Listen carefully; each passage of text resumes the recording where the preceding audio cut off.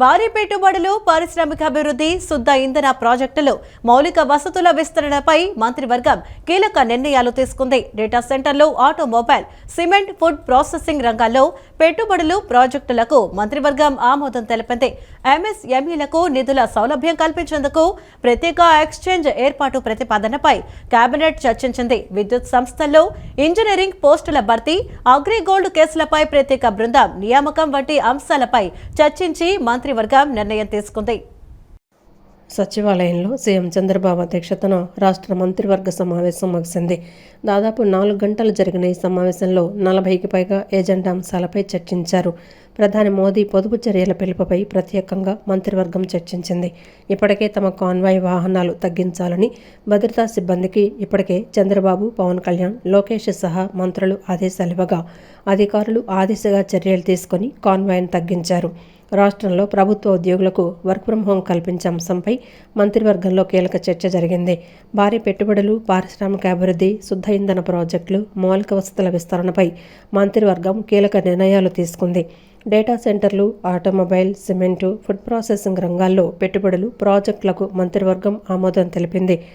తిరుపతిలో 2,500 కోట్లతో royal Enfield motor సైకిళ్ల తయారీ యూనిట్, విశాఖలో 1,00,000 కోట్ల రూపాయలతో రిలయన్స్ డేటా సెంటర్ ఏర్పాటు, సత్యసాయి జిల్లాలో 51,000 కోట్ల రూపాయలతో సోలార్ పవర్ ప్లాంట్, కడపలో 12,000 కోట్ల రూపాయలతో Adani hydro energy pumped storage వంటి కీలక ప్రాజెక్టుల ఏర్పాటుకు మంత్రివర్గం పచ్చజెండా ఊపింది. ఇక 39,000 ఉద్యోగాల కల్పనకు సంబంధించిన కీలక ప్రాజెక్టుల ఏర్పాటుకు గ్రీన్ సిగ్నల్ ఇచ్చింది. PPP మోడల్లో కర్నూలు విమానాశ్రయం అభివృద్ధి ప్రతిపాదనలపై చర్చించారు. వివిధ సంస్థలకు భూముల కేటాయింపులపైన మంత్రివర్గం నిర్ణయం తీసుకుంది. ఎంఎస్ఎంఈలకు నిధుల సౌలభ్యం కల్పించేందుకు ప్రత్యేక ఎక్స్చేంజ్ ఏర్పాటు ప్రతిపాదనపై కేబినెట్ చర్చించింది. విద్యుత్ సంస్థల్లో ఇంజనీరింగ్ పోస్టుల భర్తీ, అగ్రిగోల్డ్ కేసులపై ప్రత్యేక బృందం నియామకం వంటి అంశాలపై చర్చించి మంత్రివర్గం నిర్ణయం తీసుకుంది. సాగునీటి కాలువల విస్తరణ, రహదారులు, పరిశ్రమలకు అవసరమైన మౌలిక సదుపాయాలపై కల్పనపై చర్చించింది. శుద్ధ ఇంధనం, ఎనర్జీ, గ్రీన్ హైడ్రోజన్, భారీ సోలార్ ప్రాజెక్టులు, పంప్డ్ స్టోరేజ్, బయోగ్యాస్ యూనిట్ల ఏర్పాటుకు మంత్రివర్గం అనుమతులిచ్చింది. శుద్ధ ఇంధన రంగంలో రాష్ట్రాన్ని ముందంజలో నిలబెట్టేలా చర్యలు తీసుకోనుంది. సీఎం చంద్రబాబు, మంత్రి లోకేష్ తో ఉబర్ గ్లోబల్ లీడర్షిప్ ప్రతినిధులు సమావేశమయ్యారు. సాంకేతికత, మొబిలిటీ, ఆవిష్కరణలు, నైపుణ్యాభివృద్ధిపై దారా కోస్రో షాహీ నేతృత్వంలోని బృందం చర్చించింది. పట్టణ రవాణా వ్యవస్థ వంటి విస్తృతమైన అంశాలపై లోతుగా చర్చించినట్లు లోకేష్ వెల్లడించారు. భవిష్యత్తు తీర్చిదిద్దుతున్న ప్రపంచ స్థాయి నాయకులతో ఆలోచనలను పంచుకోవటం ఎప్పుడూ ఉత్తేజాన్నిస్తుందని లోకేష్ ట్వీట్ చేశారు. ఉబర్ గ్లోబల్ లీడర్షిప్ టీముతో సీఎం చంద్రబాబు సమావేశం చర్చించిన అంశాలను ఎక్స్ వేదికగా మంత్రి లోకేష్ వెల్లడించారు. ఉబర్ సీఈఓ ద్వారా ఖాస్రో షాహీ నేతృత్వంలో ప్రత్యేక సమావేశం జరిగిందన్నారు. టెక్నాలజీ, మొబిలిటీ, ఇన్నోవేషన్పై విస్తృతంగా చర్చలు జరిపినట్లు చెప్పారు. స్కిల్లింగ్, అర్బన్ ట్రాన్స్పోర్టేషన్ భవిష్యత్తుపైన చర్చించామన్నారు. భవిష్యత్తు నగర రవాణా విధానాలు, గ్లోబల్ కంపెనీలతో భాగస్వామ్యాల బలోపేతంపై, ఆధునిక మొబిలిటీ సొల్యూషన్స్పై ఉబర్ టీముతో సమీక్ష నిర్వహించినట్లు మంత్రి వెల్లడించారు. రాష్ట్రంలో స్కిల్ డెవలప్మెంట్ అవకాశాలపై చర్చలు జరిగాయని మంత్రి లోకేష్ వెల్లడించారు. గ్లోబల్ లీడర్లతో చర్చలు ఎప్పుడూ స్ఫూర్తిదాయకమని అన్నారు.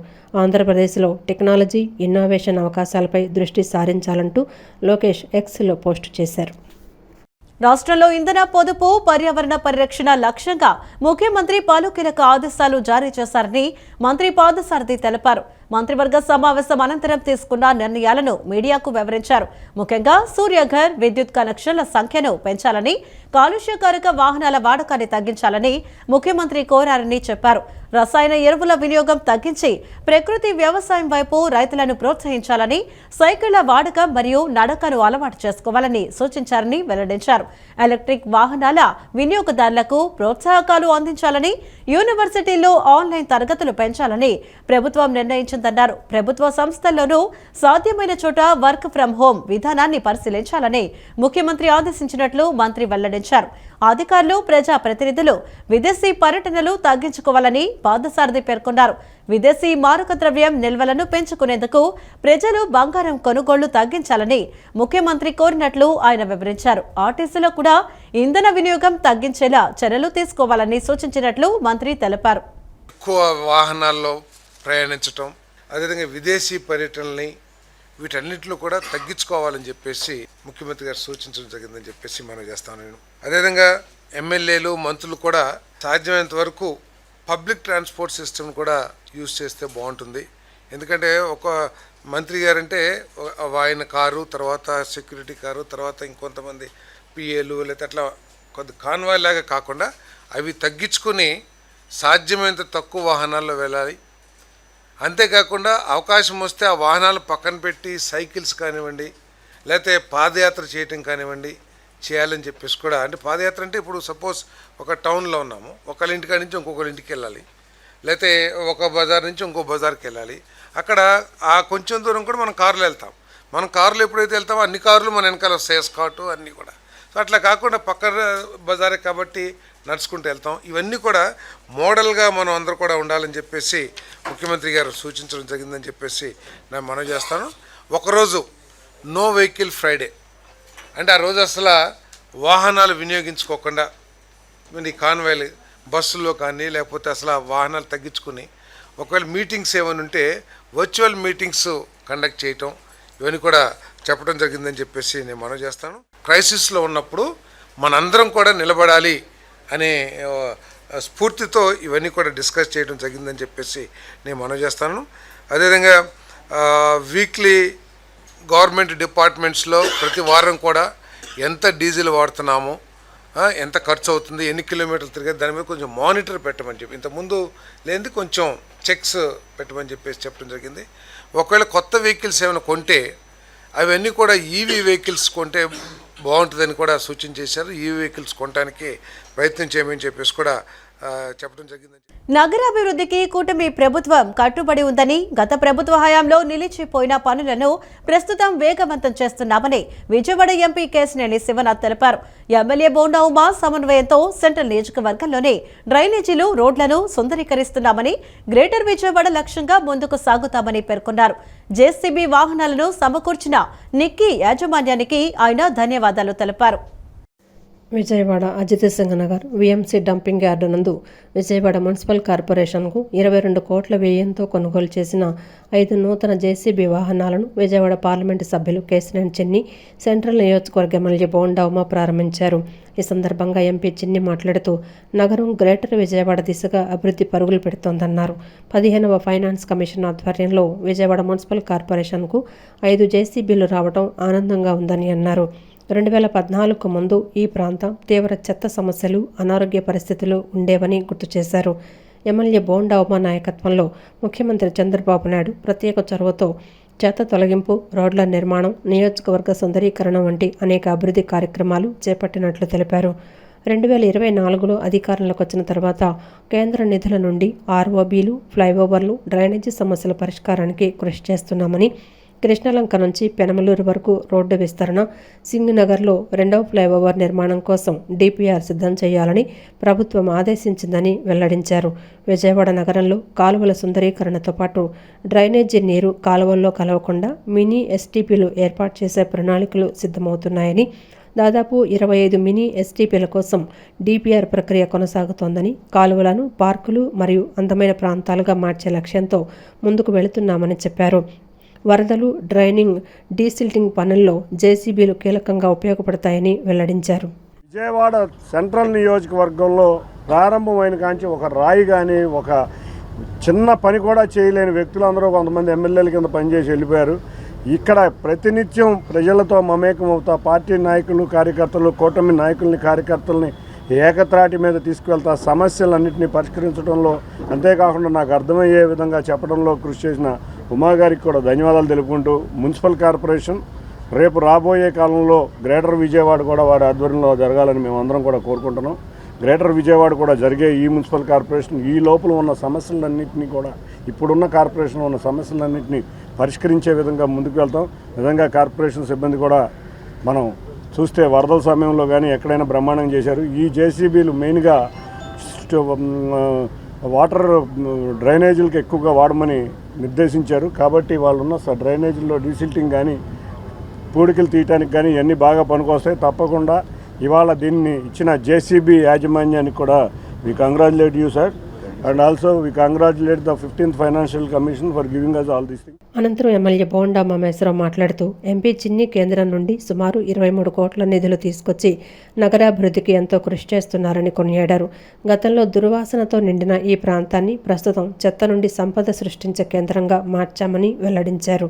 అధికారాన్ని బాధ్యతగా భావించి ప్రధాని మరియు ముఖ్యమంత్రి పిలుపు మేరకు స్వచ్ఛాంధ్ర కార్యక్రమంలో భాగంగా నగరాన్ని పరిశుభ్రంగా తీర్చిదిద్దుతామని ఆయన స్పష్టం చేశారు. స్కీమ్స్కి ఫండ్స్ ఇస్తూ ఉందో దానికి అలాట్ చేయడం వల్ల నిరంతరం కూడా ఆ ఫండ్స్ వస్తూ ఉన్నాయి. దానికి పార్లమెంట్ సభ్యులు నిర్విరామంగా కృషి చేస్తూ ఉన్నారు. అలాగే ఇక్కడ ఈ నియోజకవర్గంలో ప్రధానమైన సమస్యలు ఆర్ఓబీలు, ఆర్యూబీలు. 316 ఆర్ఓబీని శివనాథ్ గారు కంటిన్యూ మానిటరింగ్ చేయటం, మరి మేము వెళ్ళి అధికారులతో మాట్లాడుతాం, ఆయన నేను వెళ్ళి దానివల్ల అది సాధ్యమైంది. ఇంకొక వారం 10 రోజుల్లోనే ప్రధానమంత్రి గారి చేతుల మీదుగా దాన్ని శంకుస్థాపన చేసుకోబోతా ఉన్నాం. ఇక్కడ మేము పాల్గొంటాం దాంట్లో. అలాగే ఈ వాంబే కాలనీలో ఉన్నటువంటి దేవీనగర్ వైపు ఆర్యూబీని, గుణదల దగ్గర ఆగిపోయినటువంటి 8 ఆర్ఓబీ నెంబర్ 8 దాన్ని కూడా త్వరలో పూర్తి చేస్తాం. ఏది ఏవైనా అభివృద్ధికి నిరంతరం పనిచేస్తూ ఉన్నాం. మాకు అధికారం అనేది ఒక అలంకారం కాదు, అధికారం అనేది మాకు బాధ్యత. గతంలోనూ పనిచేసాం, ఇప్పుడు పనిచేస్తాం, రేపు రాబోయే రోజులు కూడా నిరంతరం ప్రజల కోసం, నియోజకవర్గం కోసం, రాష్ట్రం కోసం పనిచేస్తాం తెలియజేస్తూ ఈ కార్యక్రమంలో పాల్గొన్న అధికారులకి, మా పార్టీ నాయకులకి, పార్లమెంట్ సభ్యులు కేసీఆర్ శివనాథ్ చిన్ని గారికి కూడా అభినందన తెలియజేస్తాం. కూటమి ప్రభుత్వం మత్స్యకారుల సంక్షేమానికి కట్టుబడి పనిచేస్తుందని Andhra Pradesh state fishermen cooperative societies federation limited chairman Yatagiri Ramprasad తెలిపారు. చెరువులు, రిజర్వాయర్లలో ఉచితంగా చేప పిల్లల పంపిణీ, బోట్లు, వలలపై 75% సబ్సిడీ, 50 ఏళ్లకే మత్స్యకారులకు పెన్షన్ వంటి పథకాలు అమలు చేస్తున్నామని వివరించారు. రాష్ట్రంలో మత్స్యకార సొసైటీలను బలోపేతం చేసేందుకు కేంద్ర రాష్ట్ర ప్రభుత్వాల పథకంలో భాగంగా 48 మంది సభ్యులను అవుట్ సోర్సింగ్ పద్ధతిలో నియమించుకున్నామని తెలిపారు. అవుట్ సోర్సింగ్ ఉద్యోగులకు నెలకు 37,800 జీతం చెల్లిస్తున్నప్పుడు వారి వద్ద 5 లక్షల రూపాయలు లంచం తీసుకున్నారనే ఆరోపణలు హాస్యాస్పదమని పేర్కొన్నారు.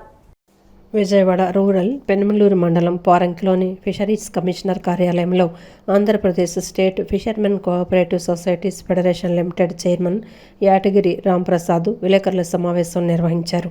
సమావేశంలో ఆయన మాట్లాడుతూ గత ప్రభుత్వం రాష్ట్రానికి అన్యాయం చేసిందని, ఇప్పుడు నారా చంద్రబాబు నాయుడు, పవన్ కళ్యాణ్, నరేంద్ర మోదీ నేతృత్వంలోని ప్రభుత్వాలు మత్స్యకారుల అభివృద్ధికి చర్యలు తీసుకుంటుంటే ఓర్వలేక కొందరు దుష్ప్రచారం చేస్తున్నారని మండిపడ్డారు. గత 5 ఏళ్లు జగన్మోహన్ రెడ్డి ప్రజా వ్యతిరేక విధానాలపై ఆలుపెరగని పోరాటం చేసి చంద్రబాబు నాయుడు కూటమి ప్రభుత్వం ఆంధ్రప్రదేశ్లో అధికారంలోకి వచ్చిందని చెప్పారు. తామందరం ప్రజల సంక్షేమం మరియు అభివృద్ధి వైపు అడుగులు వేస్తుంటే నేడు సాక్షి పత్రికతో తాము పోరాటం చేయాల్సి వస్తోందన్నారు. గత 5 ఏళ్లు జగన్మోహన్ రెడ్డి ఈ రాష్ట్రాన్ని పట్టించుకోక తన అనుయాయుల కోసం, తన కేసుల కోసం కేంద్ర ప్రభుత్వంతో లాలోచిపడి కాలం గడిపారన్నారు. ఇవాళ తెలుగుదేశం పార్టీ కూటమి ప్రభుత్వ ఆధ్వర్యంలో రాష్ట్రం అభివృద్ధి చెందాలనే సంకల్పంతో ముందుకు వెళుతుంటే తమపై అసత్య ఆరోపణలు చేస్తూ సాక్షి పత్రికలో వార్తలు రాయడం నిజంగా భావిస్తున్నామన్నారు. గతంలో ఎన్నడూ లేని విధంగా మత్స్యకారులకు మేలు జరిగిందంటే అది చంద్రబాబు నాయుడు కృషియేనని చెప్పారు. రాష్ట్రంలో 120కి పైగా సొసైటీలను ఎఫ్పిఓలుగా మార్చడం జరిగిందని, వీటికి సంబంధించి మేనేజ్మెంట్ కోసం ఒక టీమును ఏర్పాటు చేయడానికి నోటిఫికేషన్ ఇచ్చామన్నారు. 100 మంది దరఖాస్తు చేసుకోగా అర్హులను ఎంపిక చేసి ఇంటర్వ్యూలు నిర్వహించామని తెలిపారు. వీరికి నెలకు 30,000 రూపాయల జీతం, 7,500 రూపాయలు అలవెన్స్ కలిపి మొత్తం జీతం 37,500 రూపాయలు ఉంటుందన్నారు. ఇది కేవలం 11 నెలల అవుట్సోర్సింగ్ ఒప్పందం మాత్రమేనని చెప్పారు. ఒక్కొక్క అభ్యర్థి దగ్గర 3 లక్షల నుండి 5 లక్షల రూపాయలు వసూలు చేస్తున్నారని, తప్పుడు కథనాలు రాయటం దుర్మార్గమన్నారు. మీకు దమ్ముంటే చర్చకు సిద్ధమా అని సవాల్ విసిరారు. టీంను ఏర్పాటు చేసుకోవాలని చెప్పి మేము గతంలో ఒక నోటిఫికేషన్ ఇవ్వడం జరిగింది. 100 మంది అప్లై చేసుకున్నారు. వారిని కొంతమందిని ఎలిజిబుల్ లిస్టు తయారు చేసి ఆ లిస్టు ప్రకారం నిన్న 7,500 రూపాయలు ఉంటుంది. మొత్తం కలిపితే 37,500 రూపాయలు ఒక వ్యక్తికి జీతం ఇస్తే మేము ఇచ్చిన అగ్రిమెంట్ 1 ఇయర్ అగ్రిమెంట్ ఇచ్చాం. అంటే 11 నెలల పాటు వాళ్ళకు ఉద్యోగం ఉంటుంది. ఇది అవుట్ సోర్సింగ్ మాత్రమే అని చెప్పి సిగ్గు ఉందా? తెలివి ఉందా? ఎవరో ఇచ్చిన కుక్క ఇచ్చిన ఒక సమాచారం తీసుకెళ్ళి నువ్వు పేపర్ రాస్తావా? నీకు విలువలు లేవా? కనీసం ఒక చైర్మన్ కానీ ఇంకితకరం నీకు ఉందా లేదా అడుగుతా ఉన్నా.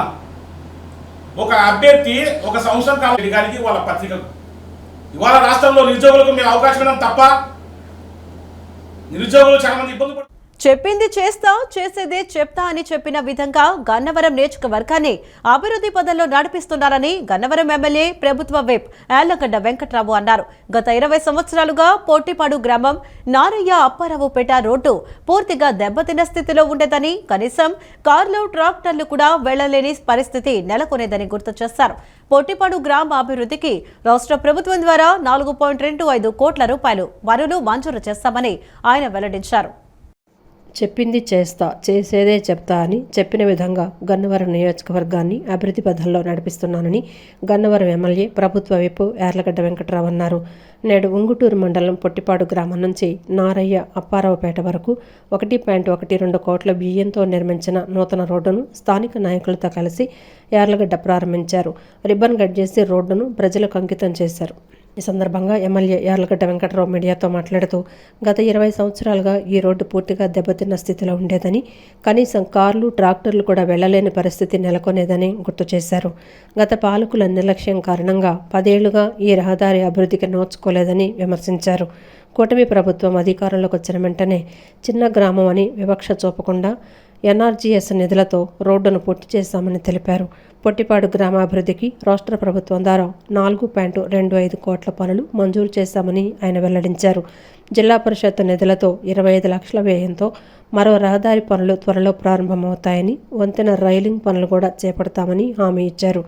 చెరువుల తవ్వకాల విషయంలో కఠిన చర్యలు తీసుకుంటామని ఎమ్మెల్యే హెచ్చరించారు. ప్రభుత్వం అనుమతించిన మేరకు 2 నుంచి 3 అడుగుల లోతు వరకు మాత్రమే మట్టి తీయాలని, అంతకు మించి తవ్వితే ఎవరైనా సరే కేసులు నమోదు చేస్తామని అన్నారు. గతంలో చెరువులను అధిక లోతులో తవ్వటం వల్లే అనేక ప్రమాదాలు జరిగాయని ఆవేదన వ్యక్తం చేశారు. చెరువుల నుంచి తీసే మట్టిని ముందుగా పేదల ఇళ్ల స్థలాలు, మెరక చేసేందుకు పాఠశాలలు, కమ్యూనిటీ హాళ్లు, దేవాలయాల నిర్మాణాలకు వినియోగించాలని సూచించారు. వర్షాకాలం వచ్చేలోపు నియోజకవర్గంలోని అన్ని పంచాయతీల్లో ఈ పనులు పూర్తి చేయాలని అధికారులకు నిర్దేశించారు. చెప్పింది చేస్తా చేసేదే చెప్తా అనే నినాదంతో గన్నవరం నియోజకవర్గాన్ని అభివృద్ధి పథంలో నడిపిస్తానని, ప్రజల సంక్షేమమే తన ధ్యేయమని ఎమ్మెల్యే యార్లగడ్డ వెంకట్రావు పునరుద్ఘాటించారు. ఇక్కడి నుంచి నారాయణపురంపేట గ్రామం వెళ్ళడానికి సరైన రోడ్ లేక ఆఖరికి చెట్లు బలంగా పెరిగిపోయినా 2 పక్కల వచ్చినా కనీసం కారు ట్రాక్టర్ ఏది వెళ్తానికి అనుకూలంగా లేకపోతే 7 సంవత్సరాల క్రితం నా సొంత డబ్బులతో నా మెషిన్తో క్లీన్ చేయించి పెట్టాను. మళ్ళీ తర్వాత ఈ రోడ్డు ఆదరణ నోచుకోవాలా 10 ఏళ్ళు గత పాలకులు గాలి కుదిలేశారు. 20 సంవత్సరాల నుంచి లేని రోడ్డుకి ఎన్ఆర్జీఎస్ డబ్బులు మనకు తక్కువ వచ్చినా చిన్న గ్రామం చూడకుండా 1,12,50,000తో ఈ రోడ్డు వేసినందుకు ఈ గ్రామస్తులకు చెప్పే ఎన్నికలు. ఈ రోడ్డు వేసినాకే మీ ఊరు వస్తానని చెప్పా. ఈ మధ్యకాలంలో పార్టీ ప్రెసిడెంట్ ఇంట్లో వాళ్ళ బంధువులు ఎవరో చనిపోతే ఆ పలకరించడానికి వెళ్ళాల్సి వచ్చేది. అప్పుడు రోడ్డు వేసేసారు, నేను ఓపెన్ చేయలేదు. కానీ చెప్పిందే చేస్తా చేసేదే చెప్తా తప్ప గత పాలకుల్లాగా శంకుస్థాపనలో శిలాఫలకాలు వేసి వాటిని గాలి కొదిలేసి మళ్ళీ చేసి శంకుస్థాపనలో మళ్ళీ చేసి అలాంటి కార్యక్రమాలు చేయనని చెప్పా. అలాగే ఈ గ్రామానికి చిన్న గ్రామం అయినా 25 లక్షల రూపాయలతో రోడ్ జిల్లా పరిషత్తో మాట్లాడి 25 లక్షల రూపాయలు కేటాయించారు. 2-3 రోజుల్లో పనులు ప్రారంభమవుతాయి. ఆ రైలింగ్ కూడా వంతునికి పడిపోయి ఉంటే దాని నిమిత్తం 25 లక్షలు జిల్లా పరిషత్ గారి ప్రభుత్వం నుంచి 4 కోట్ల 25 లక్షల రూపాయల అభివృద్ధి పనులు పొట్టిపాడు గ్రామానికి సంబంధించి చేశామంటే ఈ నియోజకవర్గంలో పార్టీకి ఉన్న చిత్తశుద్ధి, ఎన్డీఏ ప్రభుత్వానికి ఉన్న చిత్తశుద్ధిని ప్రజలు గమనించాలని కోరుతూ విజయవాడ నగరాన్ని గ్రేటర్ గా అభివృద్ధి పరిచే దిశగా అన్ని చర్యలు తీసుకుంటున్నామని విజయవాడ ఎంపీ కేశినేని శివనాథ్ తెలిపారు. విజయవాడ పరిసర పట్టణాలు, గ్రామాలు నగరంలో విలీనం కావడం వల్ల మౌలిక సదుపాయాలు మెరుగుపడతాయని ఆయన అభిప్రాయపడ్డారు. సీఎం చంద్రబాబు నాయుడు సారథ్యంలో రాజధాని అమరావతికి ధీటుగా విజయవాడ అభివృద్ధి చెందుతుందన్న ఆశాభావాన్ని ఆయన వ్యక్తం చేశారు. పశ్చిమ నియోజకవర్గ పరిధిలో వైసీపీకి మైనార్టీలు షాక్ ఇచ్చారు. నియోజకవర్గానికి చెందిన హబీబు తన 100 మంది అనుచరులతో తెలుగుదేశం పార్టీ తీర్థం పుచ్చుకున్నారు. ఎంపీ కేశినేని నాని, పార్టీ జాతీయ ఉపాధ్యక్షుడు బుద్ధ వెంకన్న, దూదేకుల కార్పొరేషన్ చైర్మన్ నాగుల మీరా తదితరులు హబీబు సహా పార్టీలో చేరిన వారికి టీడీపీ కండువాలు కప్పి స్వాగతం పలికారు. ఈ సందర్భంగా వారు మాట్లాడుతూ విజయవాడ నగరాభివృద్ధికి సీఎం చంద్రబాబు నాయుడు ఎంతో ప్రాధాన్యత ఇస్తున్నారని తెలిపారు. రాజధాని అమరావతికి ధీటుగా విజయవాడను తీర్చిదిద్దేందుకు గ్రేటర్ విజయవాడగా అభివృద్ధి చేసే దిశగా చర్యలు చేపట్టారన్నారు. గ్రేటర్ నగరంగా మారితే విజయవాడతో పాటు పరిసర ప్రాంత గ్రామాలు, పట్టణాల్లో మౌలిక సదుపాయాలు మెరుగుపడతాయన్నారు. ముఖ్యంగా డ్రైనేజీ, స్ట్రాంగ్ వాటర్, రోడ్ల పరిస్థితి మెరుగుపడుతుందన్నారు. పశ్చిమ నియోజకవర్గం టీడీపీకి తిరిగి కంచుకోటగా మారిందని, ఆ నియోజకవర్గంలో జరుగుతున్న అభివృద్ధిని చూసి అనేక మంది పార్టీలో చేరుతున్నారన్నారు. హబీబు తన కొంతమంది అనుచరులతో పార్టీలో చేరటం పట్ల వారు హర్షం వ్యక్తం చేశారు. సీఎం చంద్రబాబు నాయుడు ముస్లింలకు ఎంతో ప్రాధాన్యత ఇస్తున్నారని చెప్పారు. నిరుపేద ముస్లిం విద్యార్థుల చదువు కోసం వక్ఫ్ బోర్డు నిధులను వినియోగిస్తున్నారని వివరించారు. ముస్లింల సామాజిక అభ్యున్నతి టీడీపీతోనే సాధ్యమని వారు స్పష్టం చేశారు. ఈ కార్యక్రమంలో పార్టీ నాయకులు ఫతావుల్లా ఆషా, పి మోహన్ తదితరులు పాల్గొన్నారు. ఏ నియోజకవర్గం లేని విధంగా పశ్చిమ నియోజకవర్గంలో సంస్థాగతంగా తెలుగుదేశం పార్టీ చాలా గట్టి పార్టీగా ఇవాళ నిలబడింది. అన్నిటికన్నా ముఖ్యంగా పెద్ద పెద్ద నాయకులు ఉన్న ఈ నియోజకవర్గంలో అందరం కూడా కలిసికట్టుగా గ్రూపులకి ఇది లేకుండా తీసుకువెళ్తున్నాం. ఇక విజయవాడ నగరం ఇవాళ కార్పొరేషన్, విజయవాడ నగర మున్సిపల్ కార్పొరేషన్ మొన్నటిదాకా వైసీపీ నాయకత్వంలో ఉండేది. ఒక్క రాయి కూడా ఈ కార్పొరేషన్కి రాయి కూడా వేయలేని పరిస్థితి ఇవాళ వైసీపీది. మేము అధికారంలోకి వచ్చినాక నగరం కార్పొరేషన్ అభివృద్ధికి ఎన్నో కృషి చేశాం. దానిలో భాగంగా మొన్న కూడా గౌరవ ముఖ్యమంత్రి నారా చంద్రబాబు నాయుడు గారి సమక్షంలో చాలా కోరికలు ఇవాళ విజయవాడ నగరం మీద కోరాం. దాంట్లో ముఖ్యంగా కొండ ప్రాంత వాసులకి జీవో నెంబర్ 30 ద్వారా ప్రభుత్వ స్థలాల్లో 150 గజాలు స్థలం ఉన్న ఎవరికైనా సుమారు 45,000 నుంచి 50 కుటుంబాలకి పట్టా పంపిణీ కార్యక్రమం గౌరవ కలెక్టర్ గారికి ముఖ్యమంత్రి గారు ఇమ్మీడియట్గా చేయమని ఆదేశించారు. 2014లో ఎన్నికలు జరిగినప్పుడు అప్పుడు తెలుగుదేశం పార్టీ ప్రభుత్వంలో లేదు, కాంగ్రెస్ ప్రభుత్వంలో ఉంది. ఆ ఎన్నికల్లో తర్వాత ఒక 2 నెలలకో 3 నెలలకో ఏమన్నా మళ్ళీ అసెంబ్లీ ఎన్నికలు వచ్చింది. 2019లో చంద్రబాబు గారు ముఖ్యమంత్రి అయితే మళ్ళీ గ్రేటర్ మీద దృష్టి పెట్టేవాళ్ళు. గ్రేటర్ అవడం వల్ల పక్కనున్నటువంటి ఏవైతే విజయవాడకి ఆనుకొని ఉన్నటువంటి పల్లెలు ఏవైతే ఉన్నాయో అవన్నీ కూడా అభివృద్ధి చెందడమే కాకుండా వాళ్ళకి డ్రింకింగ్ వాటర్ కానీ లేదా అండర్ గ్రౌండ్ డ్రైనేజీ కానీ, ఇప్పుడు గొల్లపూడి ఉంది, చాలా అభివృద్ధి అయినటువంటి గొల్లపూడి, దానికి అండర్ గ్రౌండ్ డ్రైనేజీ ఉండదు. ఇలాంటివన్నీ కూడా గ్రేటర్ వల్ల ఉపయోగాలు ఉంటాయి. మరి ఇదంతా కూడా చంద్రబాబు గారి దగ్గరికి, నారా లోకేష్ బాబు గారి దగ్గరికి వెళ్ళి ఈయన ఎంపీ అయినప్పటి నుంచి కూడా ఇది గ్రేటర్ చేయాలి సార్, గ్రేటర్ చేయాలని మరి చెప్పడంలో పార్లమెంట్ సభ్యులు ముందున్నారు. మరి ఆయనకి ప్రత్యేక ధన్యవాదాలు తెలుపుతున్నాం విజయవాడ ప్రజలు. చంద్రబాబు గారు ఎప్పుడు ఒకటే అంటుంటారు, నేను ఎవరితో ఉన్నానని కాదు, ఎప్పుడు నేను ముస్లింలతో ఉంటాను, నాకు హిందువులు ఒక కన్ను అయితే ముస్లింలు ఒక కన్ను అనేటువంటి భావజాలం, సెక్యులర్ భావజాలం ఉన్నటువంటి వ్యక్తి చంద్రబాబు నాయుడు గారి నాయకత్వాన్ని ముస్లిం సమాజం పూర్తిగా నమ్మింది. వాళ్ళ వక్ఫ్ బోర్డు కూడా అద్భుతమైనటువంటి నిర్ణయం తీసుకుంది. ముస్లింల్లో అత్యంత పేదరికం ఉంది. ఈరోజు చదివించలేకపోతున్నటువంటి నేపథ్యంలో 10వ తరగతి తర్వాత వక్ఫ్ బోర్డు నుంచి మరి కొంతమందిని సెలెక్ట్ చేసి మొట్టమొదటి 250, ఆ తర్వాత 500 అలా పెంచుకుంటూ పోయే విధంగా వాళ్ళకు అన్ని పుస్తకాలు కానీ, ఎడ్యుకేషన్ కానీ, భోజనం కానీ, హాస్టల్ కానీ అన్నీ ఫ్రీగా ఏర్పాటు చేసే విధంగా చంద్రబాబు నాయుడు గారి ఆదేశాల ప్రకారం జరుగుతూ ఉంది. తప్పనిసరిగా రానున్న రోజుల్లో ఈ ముస్లిం సమాజానికి తెలుగుదేశం పార్టీ కొండంతా అండగా ఉంటుంది.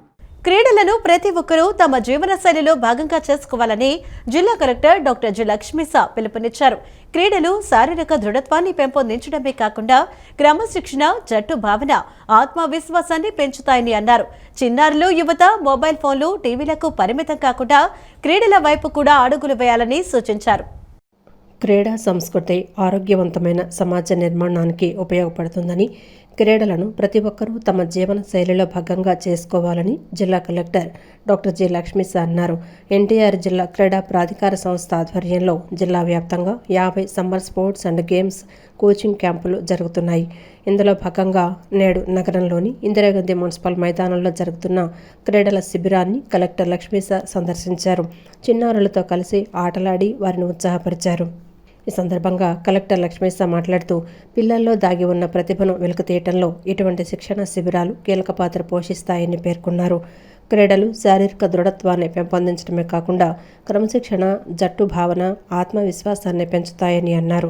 చిన్నారులు, యువత మొబైల్ ఫోన్లు, టీవీలకు పరిమితం కాకుండా క్రీడల వైపు కూడా అడుగులు వేయాలని సూచించారు. వేసవి సెలవులను విద్యార్థులు సద్వినియోగం చేసుకుని క్రీడల్లో నైపుణ్యాలను పెంపొందించుకోవాలనే ఉద్దేశంలో ఈ నెల 31వ తేదీ వరకు జిల్లా వ్యాప్తంగా 27 క్రీడా విభాగాల్లో కోచింగ్ క్యాంపులు ఉదయం, సాయంత్రం నిర్వహిస్తున్నట్లు కలెక్టర్ లక్ష్మీశ తెలిపారు. రైతుల ఆదాయం రెట్టింపు చేస్తామన్న కేంద్రం 12 ఏళ్లు గడుస్తున్నా ఆ దిశగా చర్యలు తీసుకోలేదని ఆంధ్రప్రదేశ్ రైతు సంఘం అధ్యక్షుడు కృష్ణయ్య మండిపడ్డారు. గడిచిన వారంలోనే ఎరువుల ధరలు భారీగా పెరిగాయని 45 కేజీల కాంప్లెక్స్ ఎరువుల బస్తా ధర 1400 నుండి ఏకంగా 1750 రూపాయల వరకు పెరిగిందని ఆందోళన వ్యక్తం చేశారు. ఖరీఫ్ సీజన్ ప్రారంభమవుతున్న తరుణంలో ప్రభుత్వం తన మొండి వైఖరిని వీడి రైతులకు గిట్టుబాటు ధర కల్పించాలని, లేకపోతే పెద్ద ఎత్తున పోరాటాలు చేస్తామని ఆయన హెచ్చరించారు. ఆంధ్రప్రదేశ్ రైతు కౌలు రైతుల సంఘాల ఆధ్వర్యంలో విజయవాడలోని కృష్ణలంక ఫ్యాక్ట్ ఎరువుల కార్యాలయం వద్ద ధర్నా నిర్వహించారు. పెరిగిన ఎరువుల ధరలను నిరసిస్తూ జరిగిన ఈ కార్యక్రమంలో సంఘం నాయకులు కృష్ణయ్య, పి హరిబాబు కేంద్ర ప్రభుత్వ తీరుపై ఆగ్రహం వ్యక్తం చేశారు. గత వారంలోనే కాంప్లెక్స్లో ఎరువుల బస్తా ధర 1400 రూపాయల నుండి 1750 రూపాయలకు చేరిందని, ఒక్కో బస్తాపై 300 నుండి 350 రూపాయల వరకు అదనపు భారం పడిందని ఆవేదన వ్యక్తం చేశారు. సాగు ఖర్చులు విపరీతంగా పెరుగుతున్న ధాన్యానికి కేవలం 72 రూపాయలు మాత్రమే మద్దతు ధర పెంచడం రైతులను హేళన చేయటమేనని వారు విమర్శించారు. 2014 ఎన్నికల్లో ఇచ్చిన హామీ మేరకు స్వామినాథన్ కమిషన్ సిఫార్సుల ప్రకారం సాగు వ్యయానికి 50% అదనంగా కలిపి మద్దతు ధర ప్రకటించాలని, దానికి చట్టబద్ధత కల్పించాలని వారు డిమాండ్ చేశారు.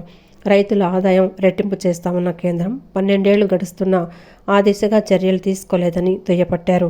ఖరీఫ్ సీజన్ ప్రారంభమవుతున్న తరుణంలో ప్రభుత్వం తన మొండి వైఖరిని వేడి రైతులకు గిట్టుబాటు ధర కల్పించకపోతే పెద్ద ఎత్తున పోరాటాలు చేస్తామని వారు హెచ్చరించారు. గ్రాడ్యువల్గా నిన్న ముఖ్యమంత్రి గారు ప్రకటించారు 800 మేము రైతుకి ఇస్తాం, మిగతాదంతా కూడా ప్రభుత్వాలు చూస్తాయని చెప్పి. ఇట్లా గ్రాడ్యువల్గా సీజన్ల వారీగా, టైం వారీగా ఆ విధంగా బాధ్యత చూస్తున్న కేంద్ర రాష్ట్ర ప్రభుత్వాలు దాన్ని తప్పుకోబోతున్నాయి. దీన్ని పార్లమెంట్లో బిల్లు ప్రవేశపెట్టారు. ఈ బిల్లు కొంపలు ముంచేది, రైతులకు చాలా ధరలు అనేక పెట్టేది. ప్రైవేటు మార్కెట్లు ఆ విధంగా పెద్ద ఎత్తున ప్రైవేటు చేతుల్లో మొత్తం ఎరువుల ఎంత సెటప్ అంతా కూడా వెళ్ళిపోద్ది. ఇది రైతులకు చాలా భారంతో కూడుకున్నది. అందుకని ఆ బిల్లును ఉపసంహరించుకోవాలి. కేంద్ర రాష్ట్ర ప్రభుత్వాలు అవసరమైన సబ్సిడీ పెంచి ఆ విధంగా వ్యవసాయం దెబ్బతినకుండా ఆ విధంగా కాపాడే బాధ్యత తీసుకోవాలని చెప్పి ఈరోజు ఈ కార్యక్రమం చేయడం జరిగింది. ధన్యవాదాలు. ఆ యాప్ ద్వారానే ఎరువులు పంపిణీ చేస్తానంటున్నారు. అంటే యాప్లో అంటే టెన్నోనడంగల్లో రిజిస్టర్ అయినటువంటి భూములకు మాత్రమే ఎరువులు ఇచ్చి అసైన్డ్ భూములు, మిగతా భూములన్నింటిలో పంటలు సాగు చేసిన ఎరువులు ఇవ్వకుండా ఎగ్గొట్టడానికి ఇది ఒక ప్రాతిపదికగా ఏర్పాటు చేశారు. కాబట్టి యాప్లు ఇంకోటి కాదు, అన్ని సందర్భాల్లో ఏ భూమి మీద ఏ రకం భూమి అయినా సరే పంటేస్తే ఆ పంటకు అవసరమైన ఎరువులు ఎంత అవసరమైతే అంత ఇచ్చి ప్రభుత్వం తన బాధ్యతను నిరూపించుకోవాలి. లేని పక్షంలో రాష్ట్రంలో రైతాంగం నష్టపోవడం కాకుండా ప్రజలందరికీ ఆహార కొరత కూడా వస్తుంది. ఆ కొరత వస్తే ఈ ప్రభుత్వాలన్నీ ఎవడి మీదో దేబిరించి ఆధారపడి అడుక్కోవాల్సిన స్థితి వస్తుంది. అంతవరకు రాకుండా ఉండాలంటే వ్యవసాయాన్ని కాపాడాలి. వ్యవసాయానికి అవసరమైనటువంటి మిగతా విత్తనాలు వీటితో పాటు ఎరువులు కూడా అందించే బాధ్యత తీసుకోవాలని చెప్తున్నాం. లేని పక్షంలో ఈ ప్రభుత్వానికి రైతాంగం ఇప్పటికే వాతలు పెడుతున్నారు, మళ్ళీ తగిన తీర్పిస్తారని చెప్పేసి హెచ్చరిస్తున్నాం.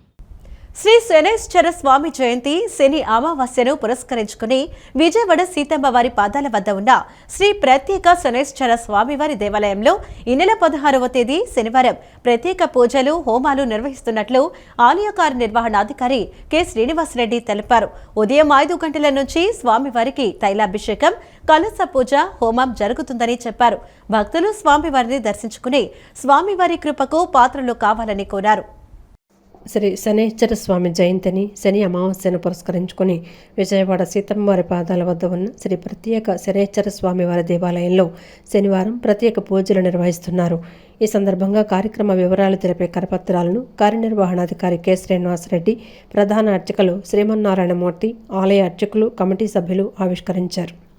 అనంతరం కార్యనిర్వహణాధికారి శ్రీనివాసరెడ్డి మాట్లాడుతూ శని అమావాస్య శనైశ్వర స్వామి జయంతి సందర్భంగా శనివారం ఉదయం 5 గంటల నుంచి స్వామివారికి 5 గంటల నుంచి తైలాభిషేకం, 8 గంటలకు కలశ పూజ, 9:30 గంటలకు హోమం ప్రారంభమవుతుందన్నారు. ఈ 3 కార్యక్రమాలను ప్రజలు సద్వినియోగం చేసుకొని స్వామివారి కృపకు పాత్రులు కావాలని కోరారు. భక్తులకు ఎటువంటి అసౌకర్యం కలగకుండా త్రాగునీరు, మజ్జిగ, ఉచిత ప్రసాదం, అన్నదానం కార్యక్రమం ఏర్పాటు చేశామన్నారు. అనంతరం ప్రధాన అర్చకులు శ్రీమన్నారాయణమూర్తి మాట్లాడుతూ 16వ తేదీ శనివారం శని అమావాస్యను పురస్కరించుకొని స్వామివారికి వేకువజామునే సుప్రభాత సేవ, పంచామృతాభిషేకం ఉదయం 5 గంటల నుంచి భక్తులకు ప్రవేశం కల్పిస్తారన్నారు. స్వామివారి జయంతి సందర్భంగా స్వామివారికి ప్రత్యేకంగా కలశ పూజ జరుగుతుందన్నారు. 108 కలశాలతో స్వామివారికి అభిషేకం, పూజ జరుగుతుందని, ఈ కలశ పూజ ఉదయం 8 గంటలకు ప్రారంభమవుతుందని తెలిపారు. 9 గంటల నుంచి శ్రీ శనైశ్వర స్వామి హోమం జరుగుతుందన్నారు. భక్తులందరూ స్వామివారిని దర్శించుకుని తీర్థప్రసాదాలు స్వీకరించాలని కోరారు. దేవస్థానం వారు అన్ని ఏర్పాట్లు చేశారన్నారు. కాబట్టి భక్తులందరూ శని అమావాస్య, శని జయంతిని పురస్కరించుకుని స్వామివారికి చేసే తైలాభిషేకం, కలశ పూజ, శనీశ్వర హోమం ఇత్యాది పుణ్య విశేష క్రతువులలో పాల్గొని స్వామివారి కృపకు పాత్రులు కావాలని కోరారు. ఓం నీలాంజనసమాభాసం రవిపుత్రం యమాగ్రజం ఛాయామార్తాండసంభూతం తం నమామి శనైశ్వరం. విజయవాడ పరమ పవిత్ర కృష్ణానది తీరాన సీతమ్మవారి పాదాల వద్ద వేంచేసిన ప్రత్యేక శ్రీ శనైశ్వర స్వామివారి దేవాలయంలో శనైశ్వర స్వామివారి జయంతి సందర్భంగా 16/5/2026 శనివారం శని అమావాస్యను పురస్కరించుకొని స్వామివారికి ఉదయం వేకువజామునే సుప్రభాత సేవ, పంచామృతాభిషేకం ఉదయం 5 గంటల దగ్గర నుంచి భక్తులందరికీ ప్రవేశం కల్పించబడుతుంది. శనైశ్వర స్వామివారి జయంతి కాబట్టి స్వామివారికి ప్రత్యేకించి కలశ పూజ జరుగుతుంది. 108 కలశాలతో స్వామివారికి అభిషేకం, పూజ జరుగుతాయి. ఈ కలశ పూజ ఉదయం 8 గంటలకు ప్రారంభించబడుతుంది. 9 గంటలకు కలశ పూజ పూర్తయిపోతుంది. 9 గంటల దగ్గర నుంచి శనీశ్వర హోమం జరుగుతుంది. ఈ కార్యక్రమానికి భక్తులందరూ కూడా స్వామివారిని దర్శించి తీర్థప్రసాదం స్వీకరించి తరించ ప్రార్థన దేవస్థానం వారు అన్ని ఏర్పాట్లు చేసి ఉన్నారు. కాబట్టి భక్తులందరూ కూడా శని అమావాస్య, శని జయంతిని పురస్కరించుకొని స్వామివారికి చేసేటువంటి శనీశ్వర తైలాభిషేకం, కలశ పూజ, శనీశ్వర హోమం ఇత్యాది పుణ్య విశేష క్రతువులలో పాల్గొని స్వామివారి కృపకు పాత్రలు కావాల్సిందిగా కోరుచున్నాము. ప్రధాన అర్చకులు శ్రీమన్నారాయణమూర్తి, శనీశ్వర స్వామి దేవస్థానం, విజయవాడ. 5 గంటల నుంచి శని అమావాస్య, శని జయంతి పురస్కార సందర్భంగా స్వామివారికి 5 గంటల నుంచి తైలాభిషేకం స్టార్ట్ అవును. 8 గంటలకు స్వామివారి జయంతి సందర్భంగా కలశ పూజ స్టార్ట్ అవును. స్వామివారి శని అమావాస్య వలన స్వామివారికి 9:30కి హోమం ప్రారంభమగును. ఈ 3 కూడా ప్రజలందరూ కూడా, భక్తులందరూ కూడా ఈ అవకాశాన్ని సద్వినియోగం చేసుకొని స్వామివారి కృపకు పాత్రులు కావాల్సిందిగా కోరుతున్నాము. మరియు భక్తులు ఎక్కువ మంది వచ్చే అవకాశం ఉన్నందున వాళ్ళందరికీ టెంట్ వేసి, టెంట్ కింద మరియు వాటరు, మజ్జిగ, ప్రసాదములు, ఉచిత ప్రసాదములు మరియు అన్నదానం కూడా ఏర్పాటు చేసి ఉన్నాము. కావున భక్తులందరూ కూడా అవకాశాన్ని సద్వినియోగం చేసుకొని స్వామివారి కృపకు బాధ్యులు కావాల్సిందిగా మనస్ఫూర్తిగా కోరుకుంటున్నాను. భారత కమ్యూనిస్టు పార్టీ ఆంధ్రప్రదేశ్ రాష్ట్ర సమితి ఆధ్వర్యంలో రాష్ట్ర స్థాయి కార్యకర్తలకు రాజకీయంగా, సైద్ధాంతిక పరంగా శిక్షణ ఇచ్చేందుకు గాను రాష్ట్ర స్థాయి రాజకీయ సైద్ధాంతిక శిక్షణ శిబిరం 2026 జూన్ 10వ తేదీ నుండి 15వ తేదీ వరకు ఎన్టీఆర్ జిల్లా జగ్గయ్యపేట నియోజకవర్గం పెనుగంచిప్రోలు గ్రామంలో నిర్వహించడం జరుగుతుందని సిపిఐ ఎన్టీఆర్ జిల్లా కార్యదర్శి దునెపూడి శంకర్ తెలిపారు. విజయవాడ దాసరి భవన్ నందు నిర్వహించిన మీడియా సమావేశంలో శిక్షణ శిబిరానికి సంబంధించిన వివరాలను ఆయన మీడియాకు వెల్లడించారు. ఈ సందర్భంగా ఆయన మాట్లాడుతూ 6 రోజుల పాటు జరిగే ఈ శిక్షణ శిబిరంలో రాష్ట్ర స్థాయి నాయకత్వంతో పాటు 28 జిల్లాల పార్టీ కార్యవర్గ సభ్యులు వందలాది మంది పాల్గొంటారని, కావున ఈ రాజకీయ సైద్ధాంతిక శిక్షణ శిబిరం విజయవంతానికి తమ వంతు ఆర్థిక సహాయ సహకారాలు అందించాలని ఆయన కోరారు. 28 జిల్లాల కార్యవర్గ సభ్యుల స్థాయి, రాష్ట్ర స్థాయి నాయకత్వం 1000 మంది ఈ రాజకీయ శిక్షణా శిబిరంలో పాల్గొంటారు. కాబట్టి పార్టీ శ్రేణులు, ప్రజలు ఆర్థికంగా సహకరించి ఈ శిబిరాన్ని జయప్రదం చేయవలసిందిగాను ఈ సందర్భంగా విజ్ఞప్తి చేస్తున్నాం. ఇవాళ చరిత్రను మార్చివేస్తున్నారు. చరిత్ర గమనాన్ని మార్చివేసేటువంటి ప్రయత్నాలు జరుగుతున్నాయి. కాబట్టి వాస్తవమైనటువంటి చరిత్ర భారతదేశ చరిత్ర, భారతీయ సంస్కృతి వీటన్నిటినీ కూడా వాస్తవాలను తెలియజేసేటువంటి ప్రయత్నంలో భాగమే ఈ రాజకీయ సైద్ధాంతిక శిక్షణా శిబిరం. రాష్ట్ర వ్యాప్తంగా జరుగుతూ ఉన్న దానిలో భాగంగా రాష్ట్ర స్థాయి శిక్షణా శిబిరంలో పార్టీ శ్రేణులు అందరూ కూడా పాల్గొవాలని చెప్పేసుకునే సందర్భంగా విజ్ఞప్తి చేస్తూ ఈ శిక్షణా శిబిరం జయప్రదానికి గాను ఆర్థిక సహకారాన్ని అందజేయవలసిందిగా ప్రజలకు విజ్ఞప్తి చేస్తుంది. భారత రాజ్యాంగ నిర్మాత బిఆర్ అంబేద్కర్ 135వ జయంతి ఉత్సవాల సందర్భంగా భారతీయ జనతా పార్టీ ఎస్సీ మోర్చా ఆధ్వర్యంలో విజయవాడలో డప్పుల భారత్ ప్రదర్శన కార్యక్రమం నిర్వహించనున్నారు. మే 17 ఆదివారం సాయంత్రం 4 గంటలకు ఇందిరాగాంధీ మున్సిపల్ స్టేడియం నుండి బందర్ రోడ్డులోని అంబేద్కర్ విగ్రహం వరకు ఈ ప్రదర్శన కొనసాగుతుంది. ఈ కార్యక్రమ నిర్వహణపై బీజేపీ ఎన్టీఆర్ జిల్లా అధ్యక్షుడు అడ్డూరి శ్రీరామ్ సభా స్థలిని స్వయంగా పరిశీలించారు. ఈ సందర్భంగా ఆయన మాట్లాడుతూ ఈ రాష్ట్ర వ్యాప్త డప్పు కళాకారుల సమ్మేళనానికి కేంద్ర సోషల్ జస్టిస్ మంత్రి వీరేంద్ర కుమార్ ముఖ్య అతిథిగా హాజరు కానున్నారన్నారు. అలాగే రాష్ట్ర మంత్రి వై సత్యకుమార్ యాదవ్, బీజేపీ రాష్ట్ర అధ్యక్షుడు పివిఎన్ మాధవ్ కూడా పాల్గొంటారని ఎస్సీ మోర్చా రాష్ట్ర అధ్యక్షుడు సురేష్ వెల్లడించారు. ఈ కార్యక్రమాన్ని పెద్ద ఎత్తున విజయవంతం చేయాలని పిలుపునిచ్చారు. కేంద్ర సోషల్ జస్టిస్ మంత్రి అయినటువంటి వీరేంద్ర సింగ్ గారు, అదేవిధంగా రాష్ట్ర భారతీయ జనతా పార్టీ అధ్యక్షులు పివిఎన్ మాధవ్ గారు, రాష్ట్ర ఆరోగ్య శాఖ మంత్రివర్యులు సత్యకుమార్ యాదవ్ గారు ఈ యొక్క కార్యక్రమానికి ముఖ్య అతిథులుగా విచ్చేసి ఈ యొక్క కార్యక్రమాన్ని రాబోతా ఉన్నారు. కాబట్టి అందులో భాగంగానే ఆ కార్యక్రమాల్లో భాగంగానే ఈ యొక్క ప్రాంతాన్ని వచ్చి సందర్శించడం జరిగింది. స్టేజ్ ఎక్కడ పెట్టాలి, అదేవిధంగా ఎల్ఈడీలు ఎక్కడ పెట్టాలి, లేకపోతే జన సమీకరణ వచ్చే జనాన్ని ఎటువంటి అసౌకర్యం లేకుండా ఎక్కడెక్కడ చైర్స్ ఏర్పాటు చేయాలి అనేటువంటి విషయాలపై ఇక్కడ ఈ యొక్క ప్రాంతాన్ని రాష్ట్ర అధ్యక్షులు పంతల్ సురేష్ గారితో కలిసి అనేక మంది దళిత మోర్చా అధ్యక్షులు సర్వసిద్ధి రాజు గారు, రాష్ట్ర నాయకులు గంగాధర్ గారు, అదేవిధంగా అనేక మంది అందరితో కలిసి ఈ యొక్క ప్రాంతాన్ని సందర్శించడం జరిగింది. అందరూ కూడా ముఖ్యంగా డాక్టర్ బాబాసాహెబ్ అంబేద్కర్ గారి ఆశయ సాధన దిశగా నడిచే ప్రతి ఒక్కరు కూడా రేపు జరగబోయే 17వ తారీఖు జరగబోయే ఈ కార్యక్రమాన్ని విజయవంతం చేయాలని చెప్పి ఈ సందర్భంగా కోరుకుంటున్నాను. ఈ వార్తలు ఇంతటితో సమాప్తం. నమస్కారం.